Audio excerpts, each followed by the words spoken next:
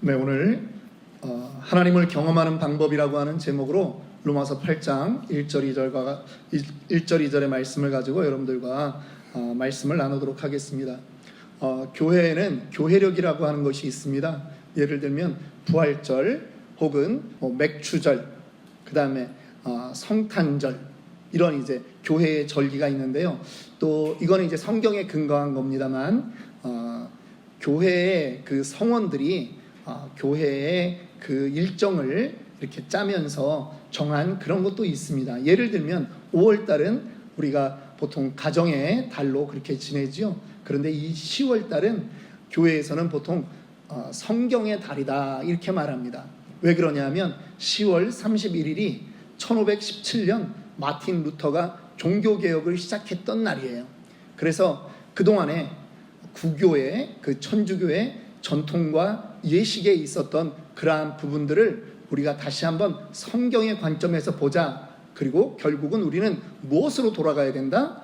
말씀으로 돌아가야 된다라고 하는 것을 이제 정하면서 교회들이 10월 달에는 주로 말씀을 많이 강조하는 그러한 설교들을 하게 됩니다. 저희 교회도 지금 이제 10월 달에 한번 이렇게 말씀 암송 대회를 저희가 한번 해보는 겁니다. 예전에는 성경 퀴즈 대회 이런 정도로 했는데 말씀 암송 대회를 이렇게 하는 이유는 이런 이유 때문입니다. 하나님을 경험하는 방법이 여러분들은 어떤 것이 있다라고 생각하십니까? 여러분들은 신앙생활을 하면서 어떻게 하나님을 경험해 왔습니까? 우리가 하나님을 경험하는 거에는 여러 가지 방법이 있습니다. 예를 들면 기도를 통해서 기도하면서 우리가 하나님의 그 임재를 경험할 때가 있습니다. 지금 이 시간 특별히 예배의 시간입니다. 예배에는요, 제가 기도했지만 하나님께만 집중하는 시간입니다.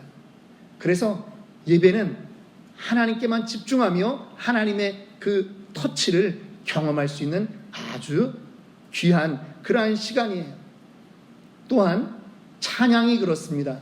찬양은 곡조 있는 기도다 이렇게 말하지 않습니까? 그래서 찬양의 시간을 통해서 우리가 하나님을 경험할 수 있고요. 때로는 금식을 하는 그러한 과정 속에 하나님을 더욱더 경험할 수 있습니다.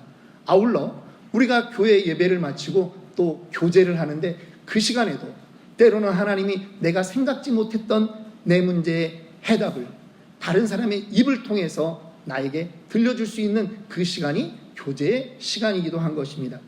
그러나 가장 그 하나님을 경험할 수 있는 가장 많은 퍼센트는 어디에 있느냐? 여러분들이 말씀을 읽을 때, 또한 말씀을 들을 때, 말씀을 묵상할 때 그러한 일들을 경험하게 되는 것입니다. 그래서 저는 오늘 하나님을 경험하는 방법이라고 하는 이 제목 안에 지금 성경 말씀과 연결해서 몇 가지 살펴보고 말씀을 마치려고 합니다. 성경은 무엇입니까? 오늘 저와 여러분들이 가지고 있는 이 성경이라고 하는 것, 디모데 후서 3장 15절로 17절에는 성경이 무엇인지 정확하게 정의하고 있습니다. 이 성경은 하나님의 말씀인 것이에요. 15절에 보니까 이 하나님의 말씀, 성경이 너로 하여금 그리스도 예수 안에 있는 믿음으로 말미암아 구원에 이르는 지혜가 있게 하였다라고 말합니다. 성경 말씀을 통해서 우리가 구원이 있다라고 하는 걸 알고 구원을 얻을 수 있는 길이 성경에 있음을 우리가 아는 것입니다. 믿으십니까? 네. 여러분 구원 받으셨어요? 네. 여러분 정말 구원 받으셨습니까? 네. 어떻게 구원 받으셨습니까? 그러면 어떤 분들은 이렇게 이야기하십니다. 제가 고등학교 때요, 수련회 때 기도원에 갔는데 막 기도하라고 그러고 불도 끄고 막 목사님이 막 찬양을 크게 하더니 막 회개하라고 하는 거예요. 그래서 그날 그냥 막 눈물도 나고 그래서 그날 구원받았습니다. 그렇게 얘기하는 분도 계세요. 그러면 아니라고는 제가 말을 하지 못하겠습니다만 제가 한 번 더 질문하는 거예요. 그러면 구원받으려면 기도원 가야 되느냐?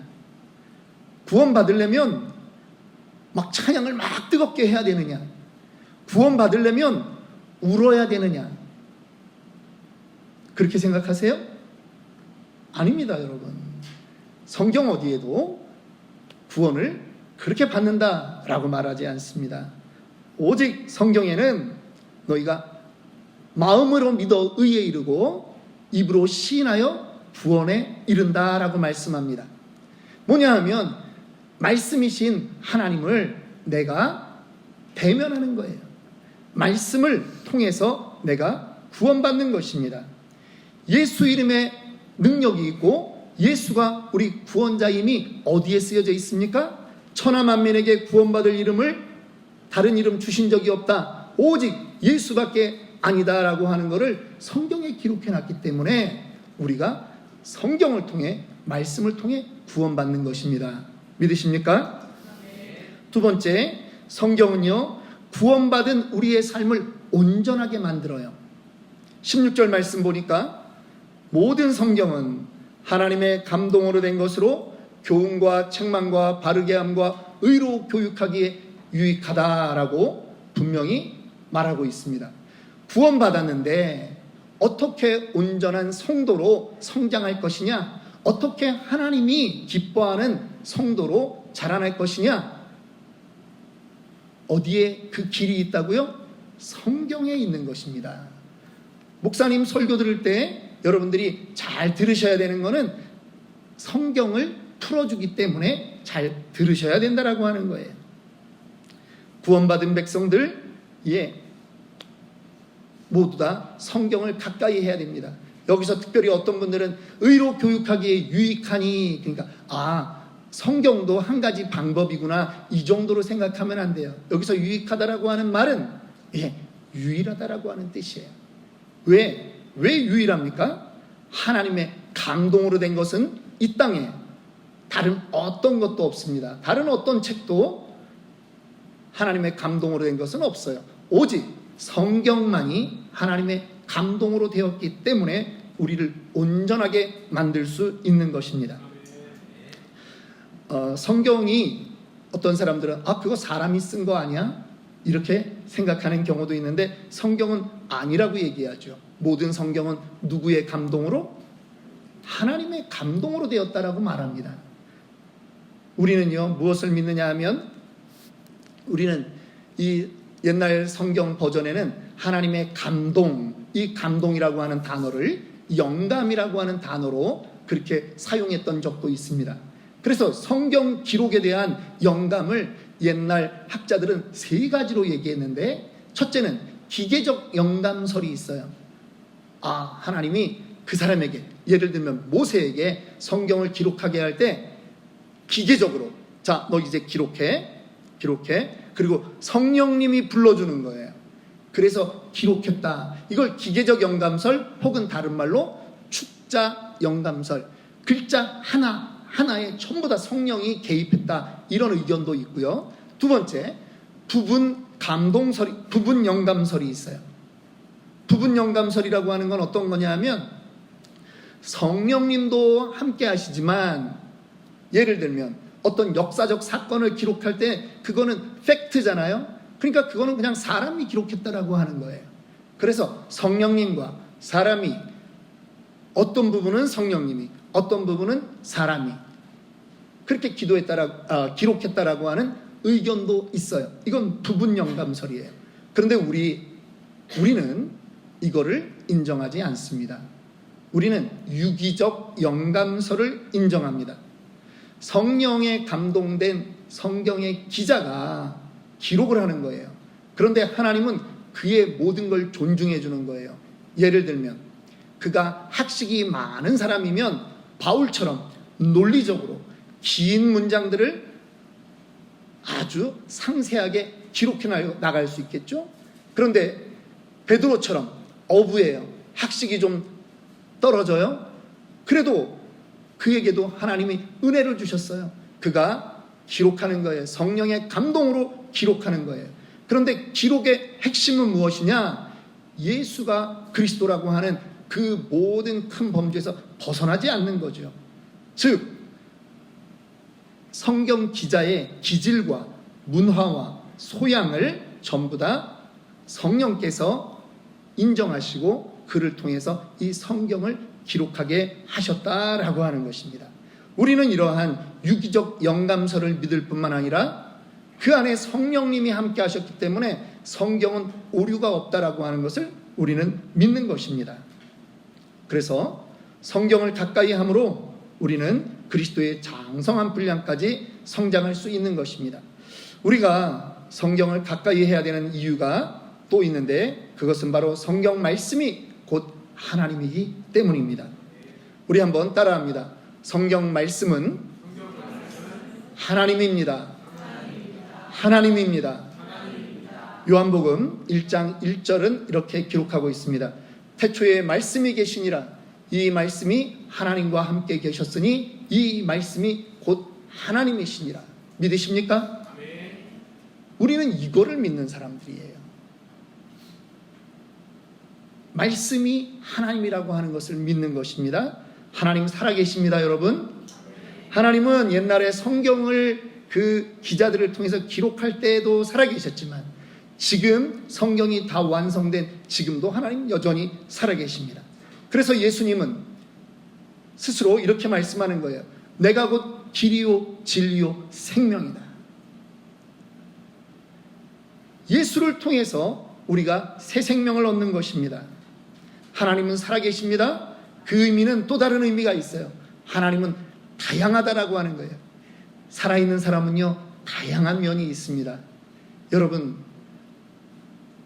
결혼 생활을 하고 10년 되면 자기 아내를 다 이해할까요? 자기 남편을 다 이해할까요? 20년쯤 살아보면 자기 배우자를 다 이해할까요? 우리 제일 오래 사신 것 같은 집사님, 예, 저기 윤길수 집사님, 이제 오래 사셔보니까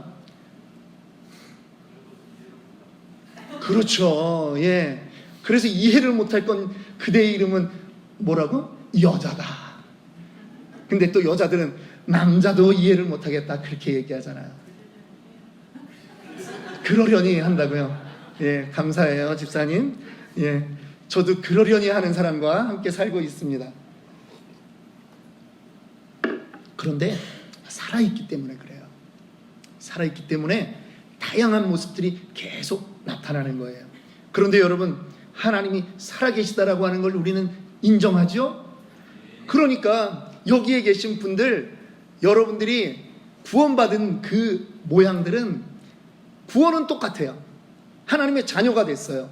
그런데 구원받은 케이스는 다 다를 수 있어요. 예를 들면 저 같은 경우는요, 어떤 하나님을 만났는 줄 아세요? 저는 나를 아는 하나님. 내가 사실은 제가 남에게 지금이야 말을 막 하고 우리가 말이 많아서 문제지만 옛날에는 저의 비밀을 누구에게 터놓고 얘기하지를 못하는 그런 사람이었어요. 그런데 하나님이 어느 날 저에게 내가 너를 안다라고 말하는 거예요. 그러니까 내가 하나님께 나의 그 비밀을 가지고 얘기하면서 용서의 하나님을 경험했어요. 예레미야 1장 5절 옛날 성경 버전으로 내가 너를 복중에 짓기 전에 너를 알았고 내가 태에서 나오기 전에 너를 구별하여 열방의 선지자로 세우노라라고 하는 그 말씀이 저의 구원의 말씀이고, 또 이어서 요한복음 1장 12절에 영접하는 자 곧 그 이름을 믿는 자들에게는 하나님의 자녀가 되는 권세를 주셨다. 하나님이 나를 아실 뿐만 아니라 나를 용서하셨고 이제는 나를 자녀 삼았다라고 하는 그것이 저의 안에 대학교 1학년 때 그 고난주간 마지막에 저에게 찾아오면서 제가 자유함을 누리는 거예요. 어떤 분은요, 하나님은 사랑이시구나라고 하는 것을 경험하셨어요. 그분에게는 요한복음 3장 16절 전도사님이 알려줬던 그 말씀이 변하지 않는 거예요. 그 말씀을 들으면 힘이 나는 거예요.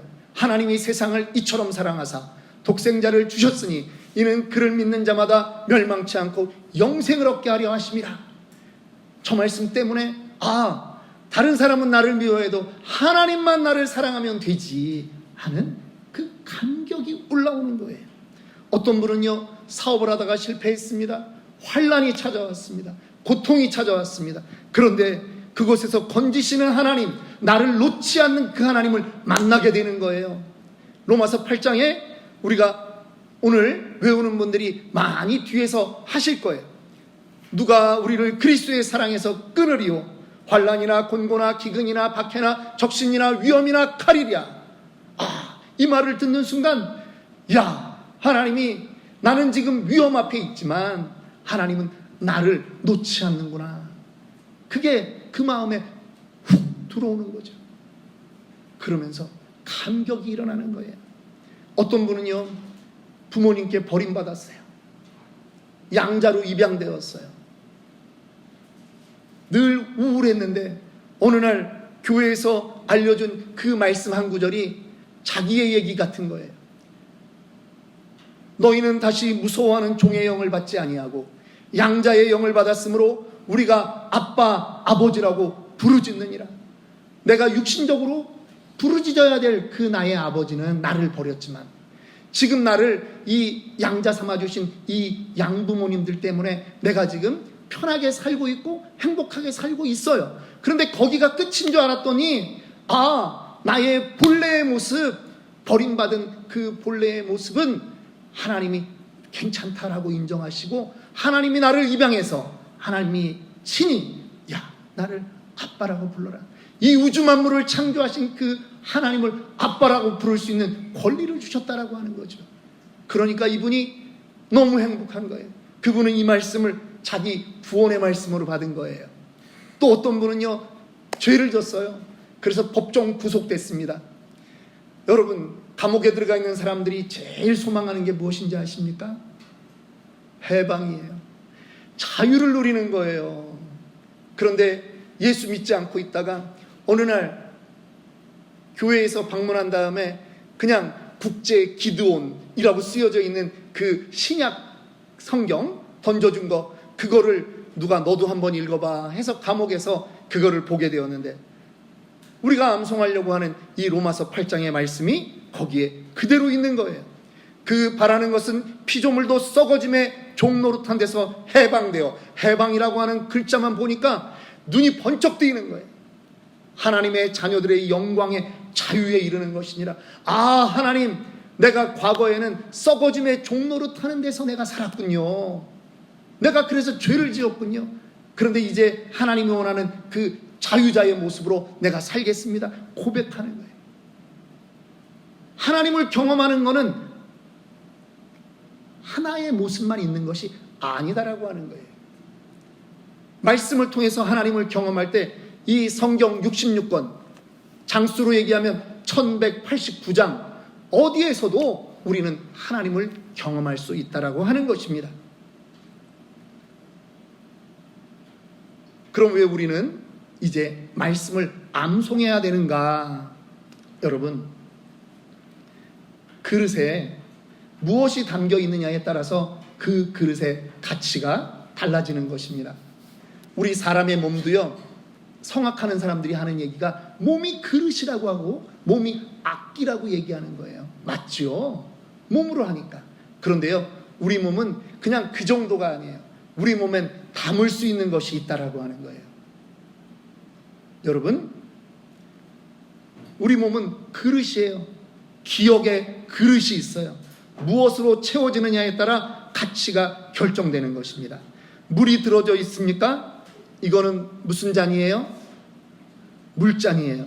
여기다가 간장이 들어가 있으면 무슨 잔이에요? 간장 종지가 되는 거예요. 그런데 여기다가 누가 은을 집어넣어놨어요. 그러면 이거는 뭐가 되는 거예요? 은잔이 되는 거고요.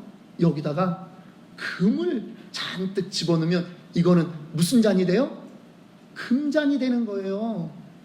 여러분, 사람은요, 남들을 외모로 평가하는 그러한 일들이 종종 있습니다. 그런데 이것은 참 어리석은 거예요. 어떤 사람은요, 만나보면, 이야기를 해보면, 와, 이 사람에게 이런 면이 있구나라고 정말 내가 이 사람 알기를 잘했다라고 할 만큼 그러한 또 다른 면이 있는 것을 우리는 보게 되는 것입니다. 외모는요, 호감형이 전혀 아닌데 정말 만나보니까 그 안에 담겨 있는 것이 매력 덩어리가 있다라고 하는 거죠. 보배로운 하나님의 백성은요, 마음에 무엇을 담아야 합니까? 보배로운 하나님의 말씀을 담아야 하는 줄 믿습니다. 예수님은 분명히 이렇게 말씀하셨어요. 사람의 입으로 들어가는 것이 문제가 아니라 입에서 나오는 것이 문제다. 너희 마음에 가득 찬 것이 너희 입 밖으로 나오게 되었다라고 말하는 거예요. 여러분, 욕이 가득 찬 사람은 입에서 뭐가 나올까요?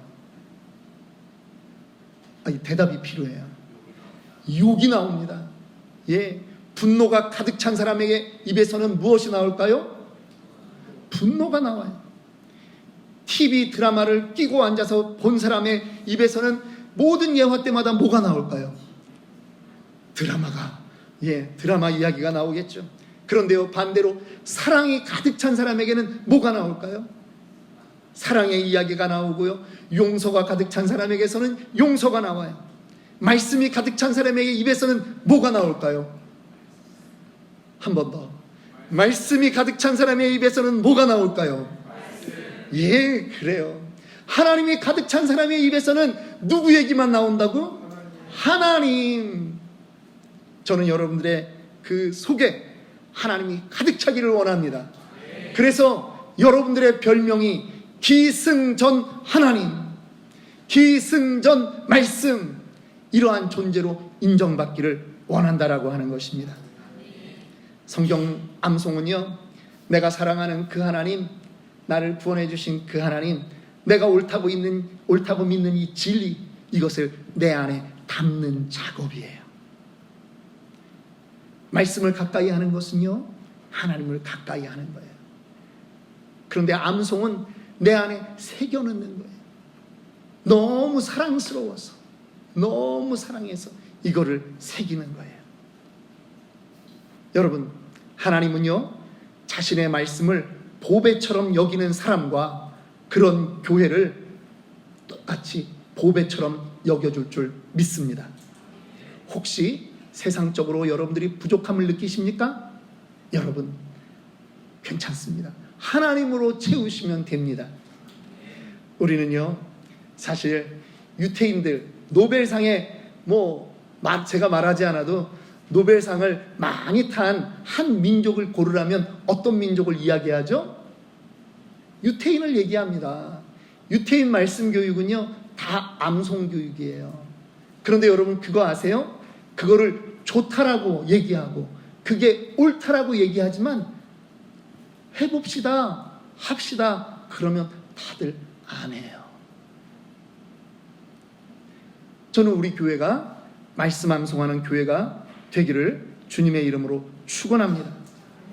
말씀을 암송하면요, 놀라운 일들이 있습니다. 하나님의 은혜를 경험할 뿐 아니라 그 은혜가 다양하게 여러분들에게 나타납니다.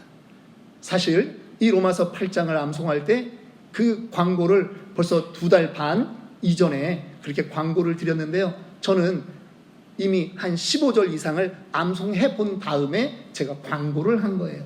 그런데 여러분, 이거를 끝절까지 암송하면서 저는 정말 감격에 겨웠던 날이 하루 이틀이 아니에요. 운전을 하면서 말씀을 암송하는데 성령님이 저한테 말씀하시는 순간들이 여러 번 있었어요. 여러분, 목사가 나쁜 거라면 권하겠습니까?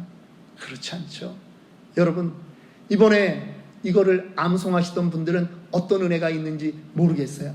그러나 분명히 여러분들이 오늘 외웠다고 끝나는 게 아니라 계속 반복하면 여러분들 삶에 하나님이 함께하는 놀라운 체험이 있을 줄 믿습니다.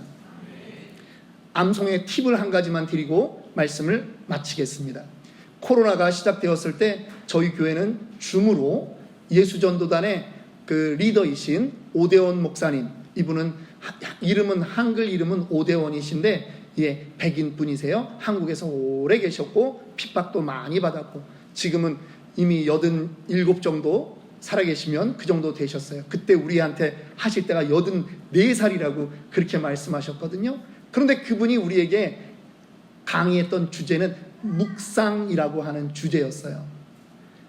말씀을 외우지 말라고 말씀하시더라고요. 말씀을 외우지 마라. 그러면 어떻게 하냐? 매일 한 절을 곱씹어라. 묵상은 원래 곱씹는 거예요. 생각하고 또 생각하고 이 말을 이해가 안 되면 하나님 지혜 주세요, 하나님 말씀 주세요, 하나님 깨닫게 해주세요 하면서 한 절을 가지고 하루를 지내는 거예요. 여러분,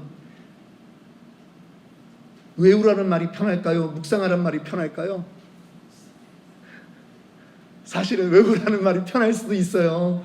계속 이거 한 절을 가지고 묵상하는데, 그러면 주님이 주시는 큰 은혜가 있다라고 하는 거예요. 주님과 교통한다라고 하는 거예요. 저는 우리 교회가 그러한 교회가 되기를 원합니다. 오늘은 사실은 선물을 준비했어요. 그런데요, 다음에는 저희가 암송대회를 하지만 선물은 저희가 따로 이제는 안 할 거예요.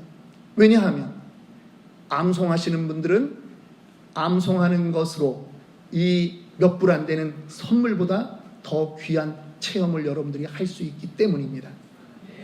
예, 기도하겠습니다.